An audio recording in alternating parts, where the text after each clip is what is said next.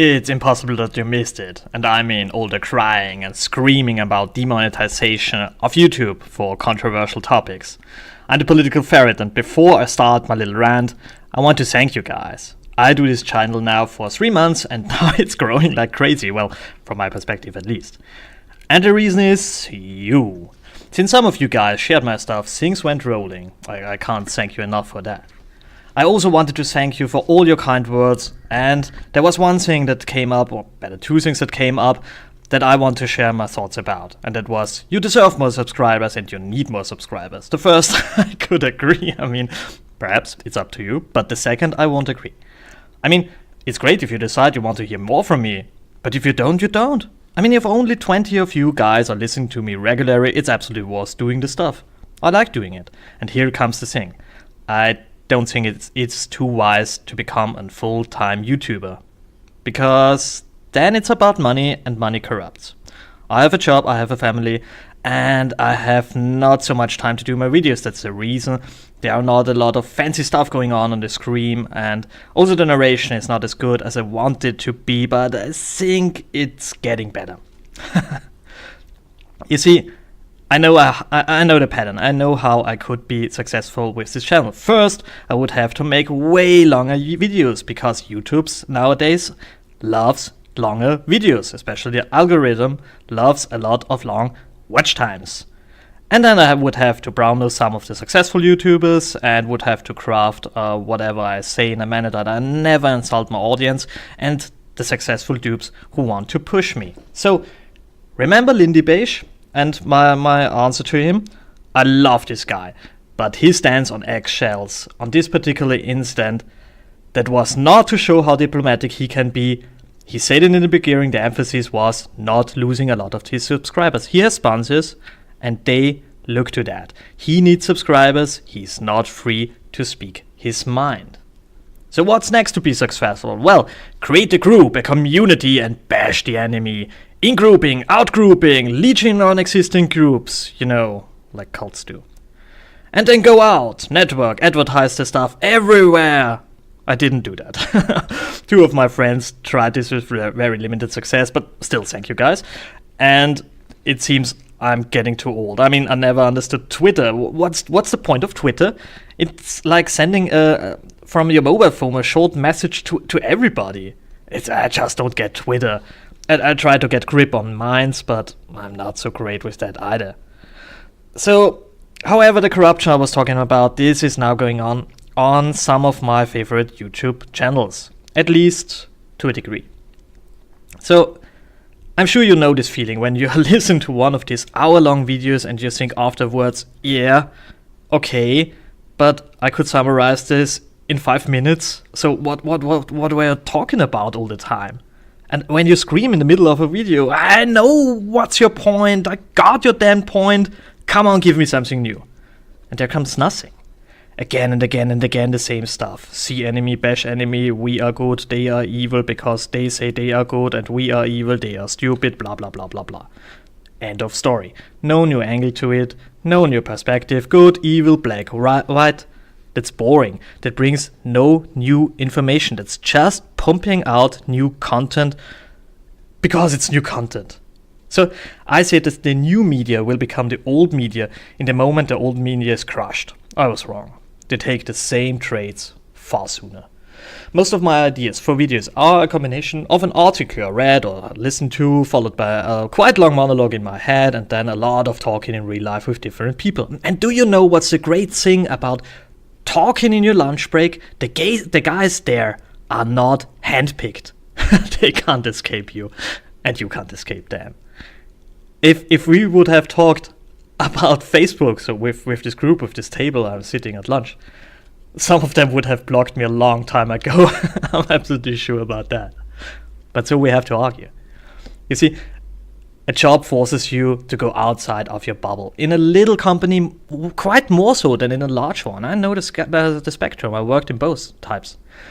If you're a company drone, it's pretty likely that you won't eat with somebody high above or high below your own pay grade.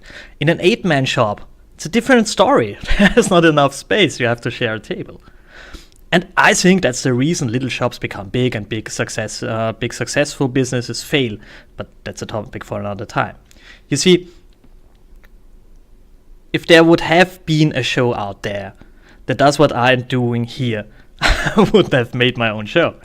What I was missing dearly were short videos with very specific political backgrounds.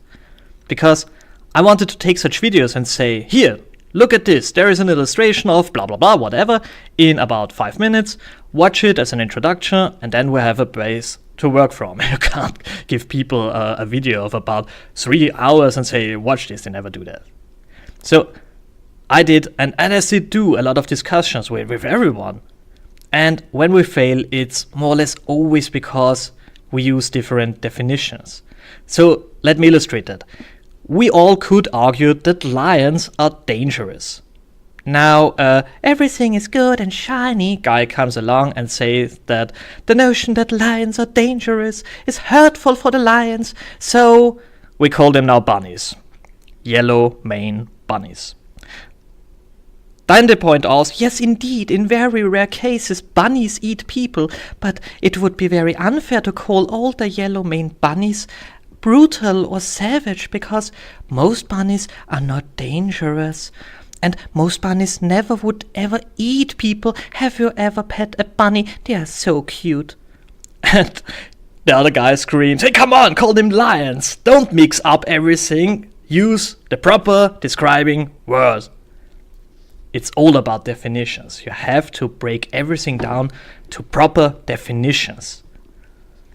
So it's always everything, the base of a discussion, it's always the definition. You have to use the same definition. And that's the reason why I tell you a lot about theories and definitions, and not about I read something that I think is stupid.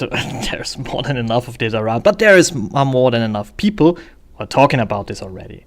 So my videos are meant to be tools, not binding definitions, but a common ground to work with. That was my intention. If you're here because you like my little yellow guys I use in my videos, or you find something else I'm using, great, enjoy it. But entertainment is at most my third concern. And that's my problem with full-timers. They are entertainers. They have to have a great and very important look to your wallet, because they depend on you and your wallet and your watch time. If one of them finds a bit of truth and knows that this will cost him subscribers, which translates in money, will he share it? I'm not so sure, which is kind of stupid long term, but makes absolutely sense if you have to make a living next month. If you do it as a hobby, as I do, you have the luxury of being honest. Brutally honest. But it's not just about ranting, okay? In the case of Milo, the new media did gain quite a lot of trust back, at least for me. I watched a lot of videos regarding the whole issues, and I have to say, I did expect that the more left-leaning would condemn him and that the right-wing would try to defend him, but it was quite mixed, wasn't it? If you saw the video then, it was often quite different from what you would have expected, because of the political orientation. And I value that. I think that's important. That's the quality the new media has. And you as a customer, and you are a customer, have of course a lot of power to influence that by sticking with your YouTuber, even if he says something you don't like. And you shouldn't go if they lie to you instantly, of course, that's a different story. But if the commentator can argue the thing he's saying, stick with it for a moment, argue. Perhaps he might be wrong, and you make him see that he is wrong, and he changes his mind. This is obviously true for me. I like being wrong. But it's way more important to behave like this with the big YouTubers you subscribe to, those who depend on you, the full-timers. If you punish them because they leave your comfort zone, they won't do it anymore, and you end up in an echo chamber. And who wants that? I mean, that's the reason the old media ended up where they are now. Challenge your YouTuber, disagree to them, tell them. They might listen, or not. And for the full-timers, well, I guess nobody of them will listen to me. But however, for the full-timers, think at least about what you could do if YouTube is gone. If you Drop into the mindset that making video is the only thing you can do. This fear will drive you to a dark path and it will cost you your honesty. Remember why you started all this. Because those who put your soul into it, that's the really good guys who create great content. Nobody of those did it for the money. And this is why your star, the alternative media, is indeed rising.